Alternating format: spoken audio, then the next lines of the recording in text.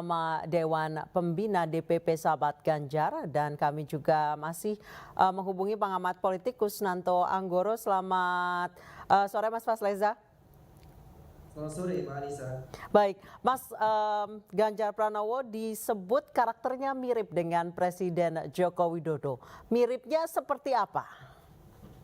Ya, saya pikir kita banyak yang setuju terhadap asumsi atau anggapan itu ya Mbak Anissa. Kalau kita melihat dari berbagai indikator survei yang sudah dirilis ke media, dan kami pun juga memiliki, dari sahabat Ganjar memiliki survei internal yang rutin dilakukan. Kami sepakat dengan hasil survei yang baru saja Mbak Anissa tunjukkan tadi, bahwa memang ada kemiripan yang cukup signifikan antara Bapak Joko Widodo dengan Pak Ganjar. Dalam hal ini beliau dicitrakan sebagai orang yang dekat dengan wong cilik atau masyarakat kecil yang gemar menyapa masyarakat di tingkat angka rumput, gemar belusukan dan juga gemar untuk memberikan terobosan-terobosan solusi terhadap beragam permasalahan yang dihadapi oleh masyarakat.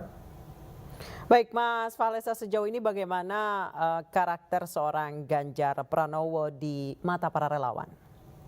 Ya, Mbak Anissa, ini pertanyaan yang saya pikir menarik ya, dan sahabat Ganjar sendiri selama dalam kurun waktu 2 tahun belakangan ini sudah kerap mengadakan kegiatan secara rutin, kegiatan sosialisasi dalam berbagai macam bentuk ya, event pesta rakyat Ganjar Pranowo Festival yang dihadiri oleh berbagai macam masyarakat dari berbagai macam latar belakang di berbagai daerah di seluruh pelosok Nusantara, terutama di Pulau Jawa ya, dan mereka begitu antusias dengan beragam kegiatan-kegiatan yang kami sudah lakukan selama ini ya. Antusiasme itu ditunjukkan oleh target partisipasi dari mereka di event-event yang kami lakukan selama ini yang melebihi target ekspektasi kami sebetulnya, dan ini cukup luar biasa, terutama memang sebagaimana dibuktikan dengan hasil-hasil survei oleh lembaga-lembaga lain yang saya pikir juga ada banyak hal yang kita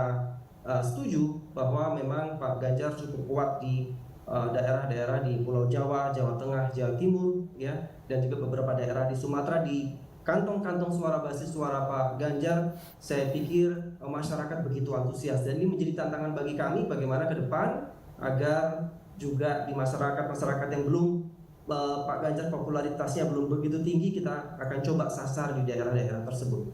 Baik, kalau untuk anak muda sendiri seperti apa Mas Fahlesa dengan Mas Ganjar ini, dengan Pak Ganjar, terutama Ya, Gen Z?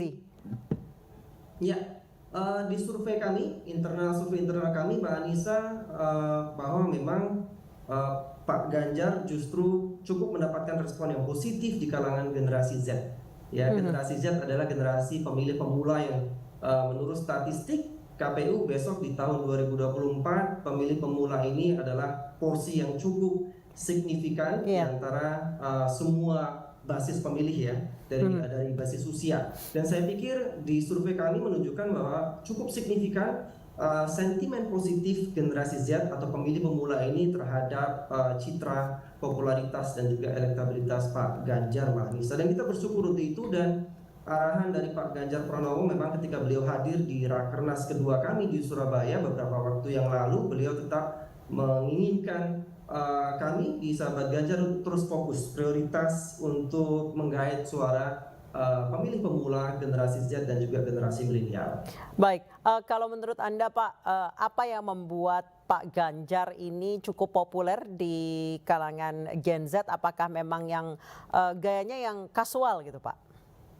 Betul sekali, gaya kasual, gaya yang mencoba untuk akrab ya dengan masyarakat luas dimanapun beliau berada. Kita bisa saksikan kegiatan-kegiatan yang dihadiri Pak Ganjar. Saya pikir kami juga sudah membuktikan beberapa diantaranya di event-event konser musik kami, pesta musik, pesta rakyat atau Ganjar Pranowo Festival yang sudah kesekian kali kami lakukan di berbagai kota atau kabupaten di Indonesia. Sebagian besar antusiasme tinggi diberikan oleh generasi muda, generasi Z ya, karena itu tadi citra Pak Ganjar yang memang seperti Anda katakan memang ada kemiripan dengan Pak Jokowi, orangnya memang care, peduli dengan masyarakat, mudah untuk bergaul dengan berbagai macam lapisan masyarakat termasuk kepada generasi Z atau generasi muda. Baik, kalau melihat dari survei yang terbaru, memang Ganjar Pranowo ini cukup populer di kalangan anak muda. Bagaimana dengan di kalangan milenial yang di atasnya Gen Z, Pak? Ya, di kalangan di atasnya Gen Z memang untuk respon terhadap Pak Ganjar beragam ya. Saya pikir Mbak Anissa memang kalau untuk respon berbasiskan usia, kalau kita bisa bagi dalam beberapa kategori Gen Z, generasi milenial, kemudian generasi di atasnya milenial, memang ada perbedaan di situ. Dan Pak Ganjar memang cukup kuat ya dari berbagai survei yang sudah kami lakukan di generasi Z dan juga beberapa di antaranya generasi di atas generasi milenial ya. Generasi milenial pun juga kita sebetulnya tidak bisa kita generalisasi Mbak Anissa, karena generasi milenial pun itu juga rentangnya cukup luas Yes, ya. betul. Ada generasi milenial awal, generasi milenial tengah, generasi milenial akhir, karena ada beberapa perbedaan definisi juga tentang generasi milenial. Ada yang menganggap tahun 1980 adalah patokan pertama lahirnya generasi milenial, sampai kemudian tahun berapa? 96. 96 mungkin Yes. ya. Nah, di survei yang kami lakukan kita tidak bertanya hanya generasi milenial saja, melainkan generasi usia yang cukup lebih spesifik ya. Oke. Secara garis besar untuk generasi milenial awal, kami yakin berdasarkan survei-survei internal kami, Pak Ganjar mendapatkan respon yang sangat positif dari generasi milenial awal. Baik, kalau untuk elektabilitas baca pres dari beberapa survei yang diadakan oleh lembaga-lembaga survei ini, elektabilitasnya salip menyalip. Mas Fahlesa, bagaimana relawan menghadapi dan strategi dari relawan ke depannya?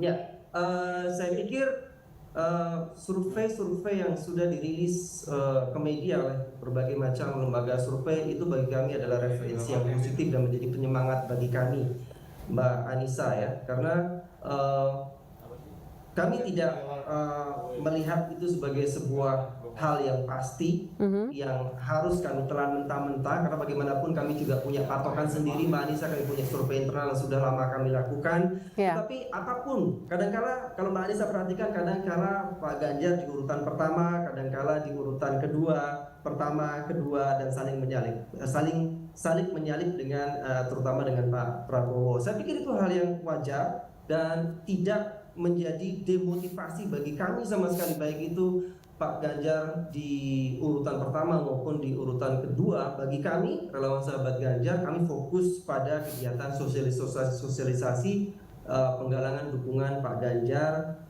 supaya bisa memenangkan suara di pemilu 2024 yang sudah di depan mata, Mbak Anissa. Baik, Pak Ganjar baru saja memberikan arahan pada para juru kampanye dari partai maupun dari relawan. Setiap bertemu Pak Ganjar sebenarnya apa, Pak? Pesan khusus bagi para relawan jelang kampanye terbuka?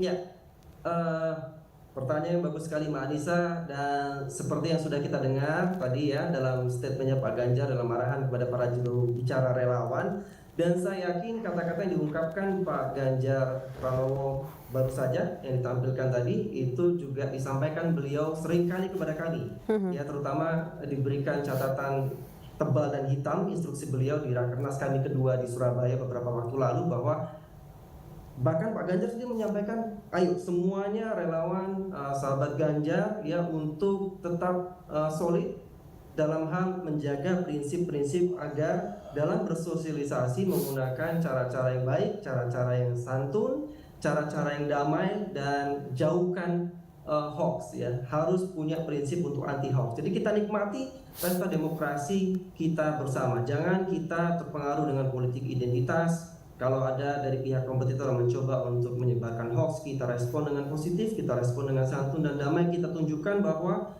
relawan-relawan sahabat Ganjar yang mendukung Pak Ganjar Pranowo adalah relawan-relawan yang siap untuk bersosialisasi dengan cara-cara yang baik, santun, damai, dan yang mulia. Baik, terima kasih Mas Fahlesa Mudabari, Dewan Pembina DPP Sahabat Ganjar telah bergabung bersama kami di A Newsroom. Selamat sore.